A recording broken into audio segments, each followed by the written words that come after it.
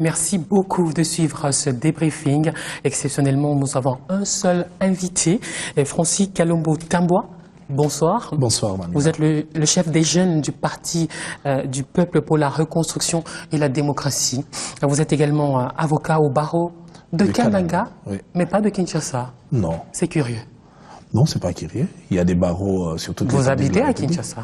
Oui, mais il vaut mieux promouvoir aussi les provinces pour que les gens comprennent qu'en province, il y a aussi des barreaux qui font la fierté de ces métiers d'avocat en République démocratique du Congo. Vous êtes allé à Kananga parce que vos confrères de Kinshasa n'ont pas voulu de vous au barreau? Non, pas du tout. Je pense que ça m'a plu de travailler aux côtés de quelqu'un que j'ai beaucoup apprécié sa manière de faire fonctionner, point barre. Donc il n'y a pas d'autre chose. Alors, l'actualité, c'est la mise en place de la Cour constitutionnelle.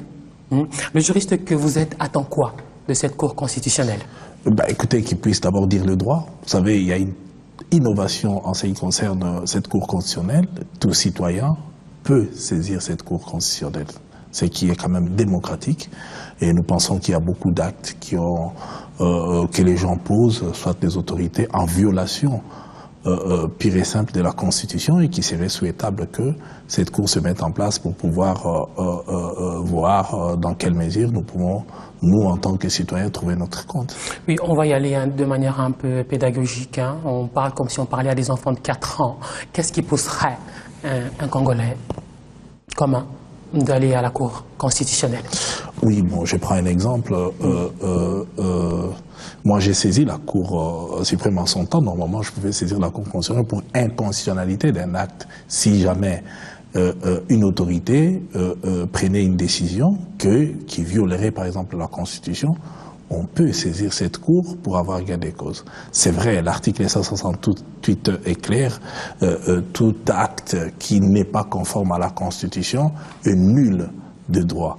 Alors, mais des fois, cet acte est nul de droit, mais il faut quand même que nous puissions saisir la Cour pour avoir un document qui dit que cet acte est nul et que peut-être que l'autorité va continuer à poser des actes par rapport à ça.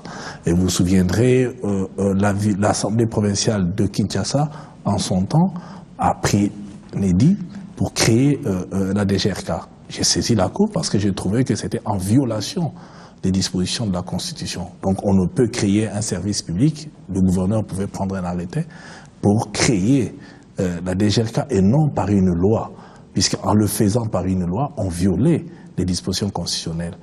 Donc ça fait partie de ces exemples, et je pense que je vois quand même la roi de la Cour suprême de pouvoir décider quant à ça, puisque après Kinshasa, d'autres provinces ont suivi cet élan. C'est comme si c'était légal de pouvoir le faire, alors que je continue à persister, à signer que c'est une violation de la Constitution. Je ne dis pas que les villes n'ont pas besoin d'une institution ou d'un service public de l'État pour essayer de canaliser les recettes. Mais j'ai dit qu'on ne peut pas les créer par une loi. 9 membres composent cette Cour. Parmi les 3 hommes désignés à l'Assemblée nationale, Vundoawe Tepemako, il a été contesté par l'UDPS allié. Fabien Moutoumba a fait une déclaration à la presse, selon quoi le candidat de l'opposition n'a pas fait l'objet d'un consensus. Oui, mais c'est écrit nulle part qu'il faut qu'il y ait consensus. Les gens confondent l'époque. Nous ne sommes plus à l'époque de 1+4 ou à Sun City. Donc nous sommes maintenant, c'est la démocratie. Ce n'est pas écrit, on a dit que l'Assemblée nationale allait désigner. Qui a dit que l'opposition devait se concerter? Et même si on avait demandé à cette opposition de pouvoir se concerter, vous connaissez les résultats, ils allaient mettre des années et des années sans pouvoir se mettre d'accord. Donc, comme maintenant, ils ont du problème à pouvoir désigner un porte-parole. Ils se sont dit surpris.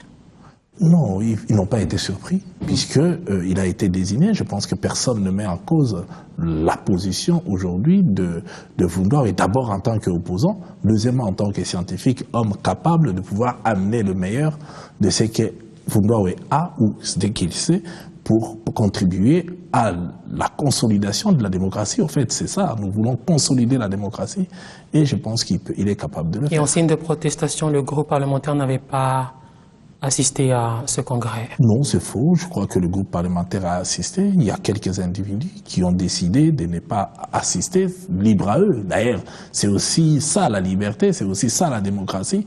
On peut ne pas accepter, on peut manifester par le refus d'ailleurs, entre autres, de participer ou de venir ou de voter contre. Moi, j'aurais aimé qu'il rentre dans la salle et qu'il puisse voter contre lorsqu'on a demandé. Mais je pense que le fait de laisser la chaise vide ne jouait pas en leur faveur. Mais ce n'est qu'une minorité, puisque j'ai vu la majorité des membres de l'UDPS alliés dans la salle et ensemble nous avons voté, puisque nous avons pensé que c'était quand même capital et que la personne qu'on avait présentée au nom de l'opposition était valablement, et il pouvait valablement représenter l'opposition. Cette sorte de crise dans la mesure de la contestation qui va suivre, on se dit que du coup, tout ce que la Cour fera sera mis en cause par les amis de l'opposition. Oui, mais remettre en cause n'est pas un problème. Les gens peuvent remettre en cause. Est-ce que pour autant ils ont raison? C'est ça. Le problème, aujourd'hui, nous voyons en République démocratique du Congo, les gens se mettent debout et refusent tout, sauf rien.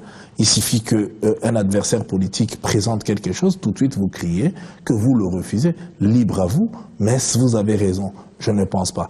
Est-ce qu'il fonctionne à l'encontre de la volonté de la population? La réponse est oui, puisqu'il ne faut pas oublier que cette cour a été installée par la volonté des constituants originaires, à savoir le peuple congolais qui souverainement ont adopté une constitution et dans laquelle il a été prévu qu'il puisse y avoir cette cour, et dans la cour, la composition de 9 membres de cette cour est dans la constitution, à savoir l'Assemblée nationale présenterait 3, le chef de l'État 3, ainsi que les pairs, donc le membre du Conseil.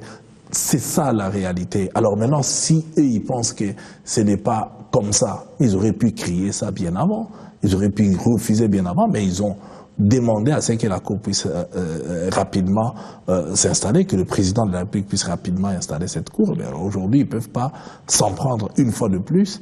À qui ils s'en prennent? À la loi, à la Constitution ou aux individus qui, eux, n'ont aucun pouvoir par rapport à la Constitution. Les hommes passeront, la Constitution les restera et les institutions aussi. On en vient aux femmes qui pleurnichent. Aucune femme parmi les 9, quand oui, même. Je comprends parfaitement, on aurait pu choisir. Là, je prends position, je dis quand même. Oui, mais je pense qu'on aurait pu, mais vous savez, c'est un début. Je crois que la Cour est renouvelable chaque 3 ans. Donc, je pense que lorsqu'on va renouveler une fois de plus, les femmes viendront. Mais, hélas, aujourd'hui, ce qu'il faut regarder, ce sont les hommes qu'on a placés. Et je pense que l'expertise, ils l'ont. La technicité, ils l'ont. L'intelligence, ils l'ont. L'expérience, ils l'ont. Et maintenant, laissons-le voir. Mais je ne dis pas que nous devons leur donner un chèque en blanc. Pas du tout. Nous allons le juger par rapport à ce qu'ils vont produire comme travail. Et d'entrée des jeux, ils trouveront sur leur table beaucoup de dossiers qui traînent encore et qu'ils auront à rendre des arrêts. Moi, je pense que pour l'instant, nous ne pouvons pas commencer d'entrée des jeux à tirer sur eux comme s'ils ont déjà commis des péchés. Non, il faut attendre le moment venu pour pouvoir les juger. Mais moi, tel que je vois la composition, je pense que bon, Dieu sait, l'avenir nous le dira, mais je pense que s'ils veulent, ils seront capables. De deux, nous demandons à la population d'être vigilante. Il ne faut pas leur donner un chèque en blanc. Nous devons continuer à surveiller, nous allons voir ce qu'ils vont produire, mais apparemment, ce sont des hommes scientifiques d'abord, et leur avenir est mis en jeu. Ils ont un nom aussi à faire respecter, puisque la plupart sont des gens de renommée. Donc ils vont chercher à marquer leur temps, et aussi, il faut comprendre, face aux évidences, je pense que des fois, on ne peut pas prendre une décision allant à l'encontre de ce que l'on sait que c'est comme ça. Il faut que les choses puissent être évidentes. Mais tel que nous entendons parler, c'est les juges, mais il est le juge que du président de la République et du Premier ministre. Au même moment, il est le juge électoral. Il proclame le résultat final des élections, et ça aussi, ça fait partie de leurs compétences, et nous allons le juger le moment venu. Une autre nomination qui vient du Palais de la Nation. Et aussi, pour les gens qui pensent que Kabila les a nommés parce que Kabila veut rester ou quoi que ce soit, mais ils ne doivent pas oublier que, en ce qui concerne les élections, eux, ils ne jugeront plus les élections des Kabila. Puisqu'en 2016, Kabila, il les a nommés, non pas pour lui, pour les autres, puisque lui ne sera pas candidat. Donc Kabila a fait ce qu'il devait faire normalement. Il nous a planté une fondation pour que le devenir du Congo puisse être meilleure avec toutes les institutions. Maintenant, si les gens veulent avoir de préjugés quant à ça, ils se trompent, puisqu'ils vont juger les élections à venir, quant aux élections, et d'aider lorsqu'on pense qu'ils ne pourront pas juger Joseph Kabila. Ils se trompent d'ailleurs, et ils n'agissent qu'en dernier lieu. Il y a la procédure qui est longue avant que la Cour constitutionnelle puisse juger un président de la République. D'abord, il faudrait qu'il ne se saisisse pas d'office. Il faudrait qu'il y ait une plainte de la part de l'avantage qu'ils ont, c'est qu'à dire n'importe quel citoyen peut saisir. Il faut qu'il y ait d'abord une plainte, on amène des preuves, le procureur de la République vient au Parlement. 3/5 des parlementaires doivent d'abord voter qu'on puisse ouvrir des enquêtes contre le président de la République, et en plus, ça revient encore pour la mise en accusation. Donc, il y a toutes ces étapes avant que la Cour, donc c'est-à-dire, lorsque la Cour constitutionnelle doit juger un Premier ministre ou le président de la République, c'est que réellement, il y ait vraiment, et les députés que nous sommes, le Congrès, le Parlement, disons le Parlement réuni en Congrès, votent. C'est ça l'enjeu. Donc, dès que nous allons voter oui, c'est que nous aussi, avant de voter, on doit nous amener des éléments probants qui disent que voilà, le président a commis telle ou telle infraction, tout comme le Premier ministre. Donc, ce n'est pas d'emblée pour que les gens pensent que non. Alors, c'est ce que je disais, face aux évidences, je vois mal comment est-ce que la Cour constitutionnelle pourrait aller à l'encontre de ce qu'est la population, puisqu'eux, ils peuvent saisir, et nous, les représentants de cette même population, auront vu, et que eux pourront, et le procureur aura déterminé, amènera des preuves pour que le président puisse être jugé. À ce niveau-là, on ne juge pas quelqu'un n'importe comment, c'est qu'on est sûr que la personne a commis des infractions, des faits infractionnels. À ce moment-là, il pourra être jugé. Dans cet éclairage que vous venez de donner, j'ai retenu une petite phrase que beaucoup aussi, j'imagine, qui nous regardent, ont retenu. Kabila ne sera pas là en 2016, vous vous le dites, mais sur ce même plateau, on a reçu énormément de gens de l'opposition qui estiment qu'il serait bien, qu'il serait nécessaire que lui-même le dise. Mais attendez, moi, je fasse une déclaration. Mais Kabila l'a déjà dit. Kabila a prêté serment. Kabila est... Nous lui devons le Congo d'aujourd'hui. Les gens oublient, le Congo n'était pas le Congo. Le Congo était morcelé. Jean-Pierre Bemba était devenu sujet des droits à l'Équateur. On vient de loin, lisez les accords de Lusaka. Le plan de la répartition de la démocratie du Congo était déjà lancé.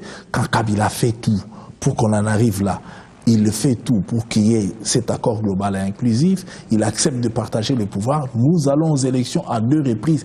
Il est le parrain et il ne va pas détruire tout ça. Et les gens lui prêtent des procès d'intention. Moi, je vous dis que 2016, que les gens se préparent pour aller aux élections. Et ce n'est pas Kabila qui organise les élections, ça il faut le souligner. C'est la CENI qui organise les élections. Kabila ne sera pas candidat. La moindre des choses aux uns et aux autres, c'est de se préparer. Ils perdent leur temps dans des dénonciations stériles qui n'ont pas de sens, ni leur place au jour d'aujourd'hui. Et moi, je pense qu'on n'a pas besoin de demander à un président de la République de le dire lorsque les textes nous le dit déjà, puisque le texte qui nous gère aujourd'hui dit que le président fera 2 mandats.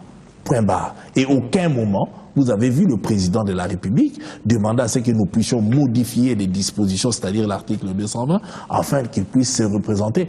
Mais si c'est la volonté de la population, ou c'est la volonté de ces opposants-là, qui n'arrêtent pas de nous bourrer la tête à ça, ben, nous allons nous plier. Si c'est leur volonté, c'est qu'ils veulent que le président de la République puisse rester, puisse postuler une 3e fois, ben c'est leur problème qu'ils le disent hautement, plutôt que de se cacher derrière des considérations stériles, moi je trouve. Personnellement, je pense que le président de la République l'a dit, le président de l'Assemblée nationale, qui au même moment et le secrétaire général de la majorité l'a dit, et le porte-parole du gouvernement l'a répété, qu'il y aura en 2016 remise et reprise civilisée. Les gens doivent se préparer pour aller aux élections plutôt que de se cantonner dans des histoires qu'il n'y a pas. Aujourd'hui, Joseph Kabila ne pense à rien d'autre qu'à réaliser les promesses qu'il avait faites à la population. Jusque-là, coup de chapeau, Monsieur le Président, puisque vous avez fait plus que ce que vous avez même promis au départ, puisque le Congo n'était pas, personne ne lui donnait la chance de pouvoir récoller la République démocratique du Congo. Il l'a fait. Aujourd'hui, vous avez des routes, vous avez coup de chapeau au Premier ministre. On fait un travail considérable préférable pour l'intérêt général. Il ne faut pas que les gens nous amènent dans des discussions déjà tranchées. Il y a des routes, il y a quelques hôpitaux, mais les gens ne mangent pas encore à leur faim. Mais Kabila est venu trouver les Congolais, surtout les fonctionnaires, avec 5 ans d'impayement. 5 ans, je ne dis pas 5 mois, 5 ans. Aujourd'hui, Matata les paye même en avance, ils sont surpris de voir que sur leur compte, l'argent arrive. Quel salaire? Peu importe, mais cette maudite salaire-là, ils ne les touchaient pas. Aujourd'hui, au moins, ils les touchent. Quel est l'objectif poursuivi et par le président de la République et par le gouvernement et par la majorité que nous sommes, de faire en sorte qu'on puisse augmenter la paye. Il ne faut pas oublier que nous sommes dans le programme avec le Fonds monétaire international. En dehors de ce que nous disons, la République démocratique du Congo a d'autres systèmes. On n'est pas en programme avec le FMI. Le FMI vient de nouveau de dire non. Non, mais peu importe. Mais nous avons pu signer des accords pour qu'on puisse effacer la dette que nous avons. Raison évoquée, la corruption. Non, mais attendez, nous disons bel et bien qu'effectivement, il peut y avoir la corruption. Nous devons tous lutter, parce que la corruption nous amène à la pauvreté. Il peut y avoir ou il y a la corruption? Non, mais attendez, nous venons d'où? Lorsque Kabila arrive au pouvoir, on avait un budget de combien? Moins de 300 millions de dollars. Aujourd'hui, nous sommes au milliard. C'est-à-dire que quelque part, le Congo n'a pas changé. C'est-à-dire que quelque part, il y a un travail. Un travail où on a freiné les robinets. Il y a eu des séminaires ici où on a parlé d'un mot que personne ne connaissait avant, le coulage. C'est-à-dire quelque part, il y a des fuites. Il faut essayer de voir par tous les moyens. Nous devons contribuer. Mettez-vous devant le beach Ngobila ici. Ce séminaire où on a convoqué des agents des douanes pour leur demander, tiens, dites-nous comment vous volez l'argent de l'État. Peu importe, même si on les a demandés, mais il y a plusieurs. Vous savez, il y a plusieurs pistes et nous pouvons voir comment on peut canaliser les recettes pour que l'État puisse avoir beaucoup de moyens. Il y a des frais que les étudiants payent aujourd'hui, 5 $, si c'est 10 $, de frais de fonctionnement. Quand vous calculez le nombre des étudiants, il y a beaucoup de choses. Mais nous devons tout faire pour arranger. Nous attendons la négociation. Ces étudiants qui n'ont toujours pas de bourse. Oui, c'est tout un problème. À un moment donné, Adolphe Muzito leur a donné des bourses, mais ça n'a pas fait long feu. Oui, mais justement, il ne faudrait pas que nous commencions une chose et nous ne puissions pas aller plus loin. Il faut que nous puissions avoir suffisamment de réserves, nous puissions penser aux uns aux autres. Nous avons des Congolais qui, depuis leur naissance, n'ont jamais travaillé puisqu'ils n'ont pas trouvé d'emploi. Le rôle de l'État, c'est d'abord de leur trouver aussi de l'emploi. Ceux-là, moi, je m'interroge, ceux qui sont nés en 1960, nous avons fêté l'indépendance, qui n'ont jamais travaillé, qui restent chez les parents. Je me pose la question, comment ils vont faire lorsqu'ils auront 70 ans, si Dieu leur prête vie? Ils n'auront rien. Voilà pourquoi il faut que nous regardions comment nous pouvons faire, qu'est-ce que nous pouvons taxer pour permettre à ce que ceux-là ne puissent trouver même un 50 $ tous les mois. Donc il y a beaucoup de choses que nous devons faire, mais on doit aller mollo. 50 $ seulement. Kabila 50 $ seulement. Commencer quelque part. Puisque Kabila, en arrivant au pouvoir, a trouvé un pays qui n'existait plus. Il faut refaire la République. On est en train petit à petit d'aller. Moi, je pense qu'aujourd'hui, on peut tout dire. La population a faim. Mais nous venons d'où? Nous venons d'une période où pour avoir 5 litres de carburant, il fallait faire une semaine devant une station d'essence. Tout ça, les gens ont oublié. Ont oublié parce que Kabila arrive au pouvoir. Il fait en sorte que même à 1 h du matin, vous trouverez une station ouverte. Vous pouvez vous servir.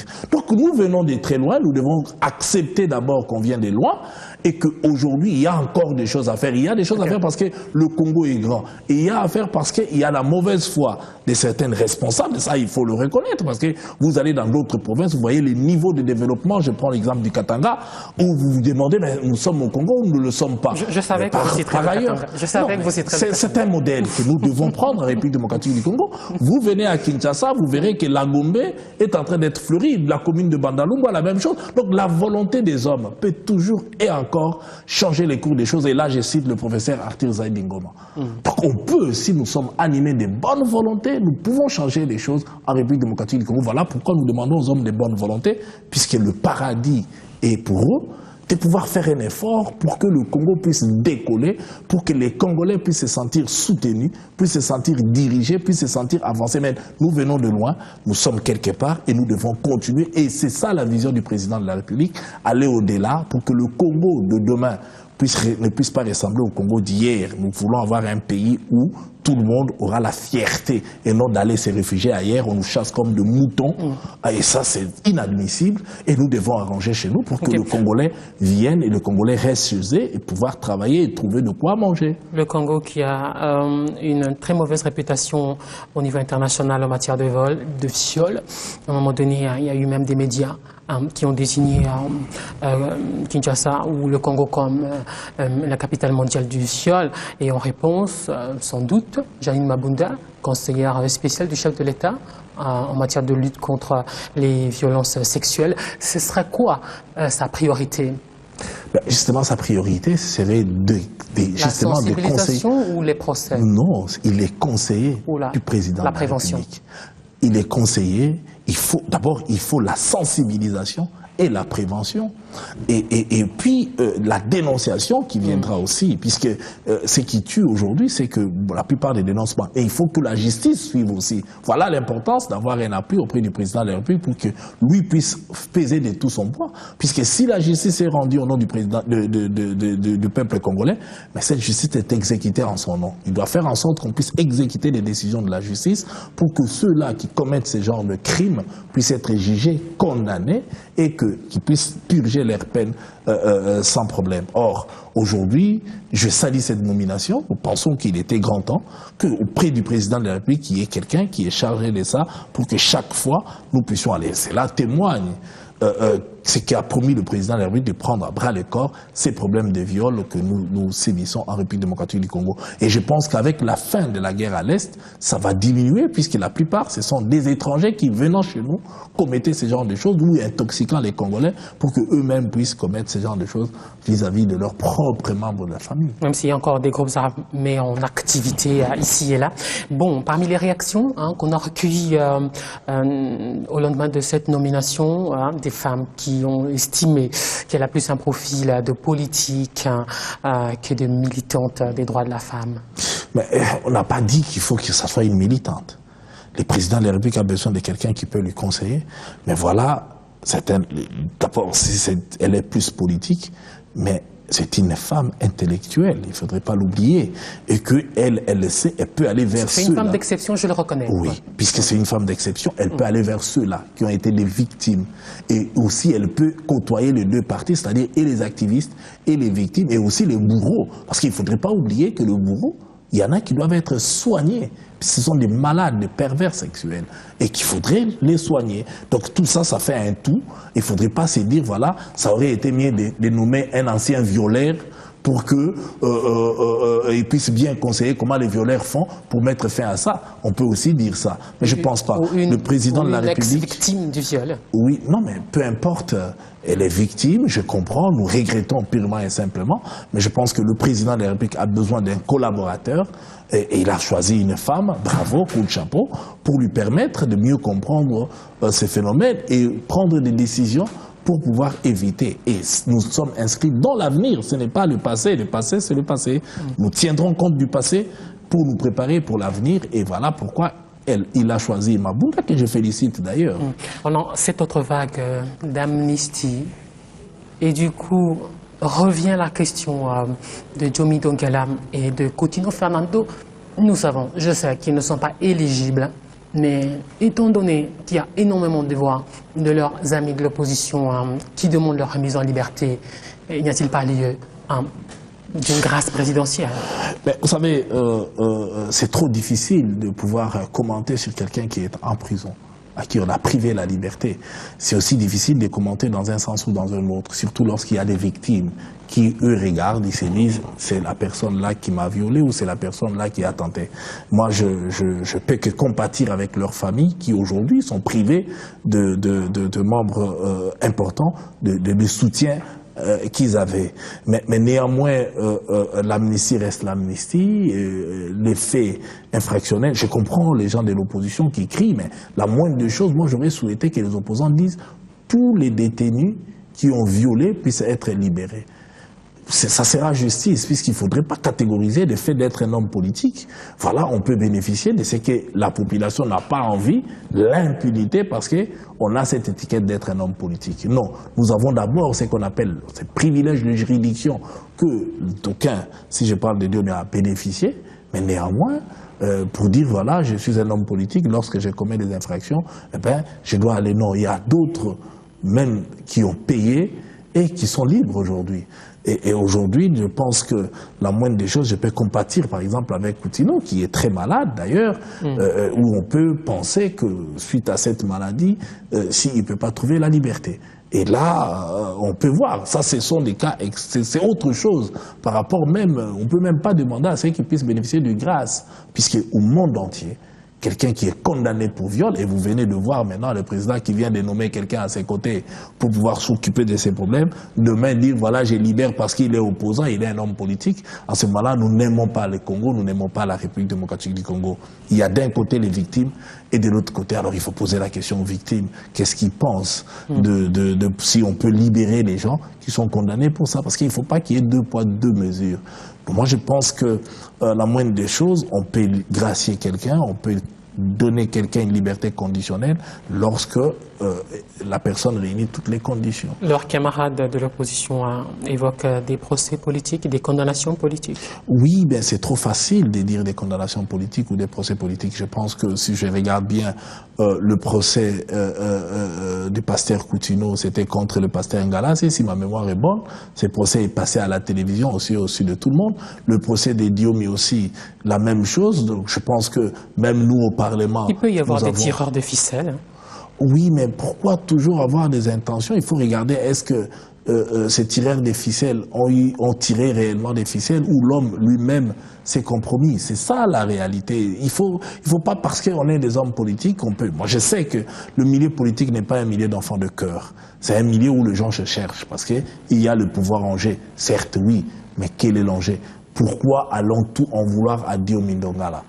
Je ne sais pas, Kabila n'avait rien à voir. Diomi a été candidat, il a été élu ici à Kinshasa et Diomi a refusé de siéger au Parlement. Personne n'est venu l'arrêter. Alors pourquoi aujourd'hui, lui qui n'avait pas de décision à prendre... Il réclamait la vérité des urnes avec Étienne Tshisekedi comme président de la République. Mais il n'avait pas ce monopole de réclamer la vérité des urnes. Étienne Tshisekedi lui-même l'a réclamé, mais il n'est pas aux arrêts. C'est leur expression, hein, la vérité des urnes. Oui, mais c'est ce que j'ai dit. Il n'avait pas ce monopole. Donc Étienne Tshisekedi lui-même l'a réclamé, tout comme la plupart des militants de l'UDPS l'ont réclamé. On ne les a jamais arrêtés pour ça. Donc je pense que si quelqu'un commet, même Jacques Chabani, qui a réclamé la vérité des urnes, même lorsqu'il s'est embrouillé avec Étienne Tshisekedi, il n'a jamais été arrêté pour ça. Donc moi je pense personnellement que ne faisons pas des choses comme si on ne connaissait pas la réalité. Ces mêmes opposants, ils sont venus, ils ont assisté, ils connaissent ce qui s'est passé réellement. Alors il ne faut pas caricaturer les choses puisque de l'autre côté de la barre, il y a des victimes, j'insiste. Il y a des victimes et il faut tenir compte aussi de ça. Il faut tenir compte des victimes, il faut tenir compte de la pédagogie que cela peut amener. Je pense que depuis qu'il y a plusieurs condamnations, même ici dans la ville-province de Kinshasa, nous voyons diminuer ces faits de viol. Petit à petit, il faut lutter contre cela, sinon nous allons aller nulle part. Vous savez, il y a eu ces chasses en Koulouna ici, ça donnait de fruits. Maintenant, les gens se sont levés, nanani, nanana, il y a une sorte de léthargie où on pense que ça, le truc commence encore à revenir. Donc, voyez. D'accord. On termine avec l'opposition républicaine. C'est le je t'aime moi non plus. On va peut-être vers une dissidence et à la majorité présidentielle, vous frottez les mains. Non. Ça vous arrange? Non, nous, on ne peut pas frotter les mains, ça ne peut pas nous arranger. Parce que nous avons besoin d'avoir une opposition à la République démocratique du Congo. Moi qui suis démocrate, je pense que j'ai besoin d'une forte d'ailleurs. Une opposition divisée, ça fait vos affaires? Non, si ça fait nos affaires en tant qu'individu, en tant que majorité, en tant que pouvoir, mais ça ne fait pas l'affaire de la population, du peuple congolais, dont moi je suis un des représentants. La population a besoin d'une opposition. Une opposition a un grand rôle à jouer en démocratie. C'est celui de prendre en compte les déshydratants de la population et de peser sur le pouvoir pour que le pouvoir en tienne compte. C'est ça le rôle. Maintenant, une opposition fragilisée ou divisée, ça ne fait pas l'affaire de la démocratie. Nous ne sommes pas en période électorale où mon rôle, où nous pouvons accepter de pouvoir garder la majorité. Mais nous regrettons ce que nous sommes en train de voir. C'est de l'irresponsabilité. Cela témoigne effectivement que ces gens ne peuvent pas vivre en communauté, en commun avec des gens. Et ils sont là pour leur intérêt personnel ou leur positionnement personnel individuel. en quête toujours permanente d'une certaine, je ne sais pas quoi. Non, je pense que... J'ai interviewé l'un de ceux qui ont justement prononcé donc, cette mesure de désaveu. Je cite, le poste d'autorité morale est vacant, qui m'a dit ceci, je cite, Kengo Wandodo a un deal avec Joseph Kabila et nous ne sommes pas dans ce deal-là. Mais non, mais ce sont des préjugés. Et la personne qui dit là, d'où il tire le pouvoir de pouvoir le faire, c'est l'arbitraire. Voilà ce que nous condamnons dans les chefs des politiciens congolais. Vous vous réveillez un beau matin, parce que vous avez manqué telle ou telle autre chose, vous venez, on vous tend un micro et puis vous tirez sur des gens. Est-ce que lui, il a un pouvoir pour le faire? Il tire ça d'où? C'est ça, ce qui tue le Congo. Les gens ne veulent pas suivre les textes. Ils ne respectent personne. Et ils pensent que c'est en disant ça qu'on va me croire que je suis un homme politique. Non. Un homme politique doit d'abord respecter l'autre. Et si lui devient chef, qu'on lui fait ça aussi, quel va être son agissement? Je peux vous citer, on l'a vu aussi être désavoué à un moment donné, quand il était porte-parole, je ne sais pas quoi. Non, moi je pense aujourd'hui où nous parlons, l'opposition doit nous donner l'image des hommes et des femmes responsables, pas des déchirements tels que nous sommes en train de vivre, puisque nous sommes une majorité. Mais nous avons besoin de cette opposition.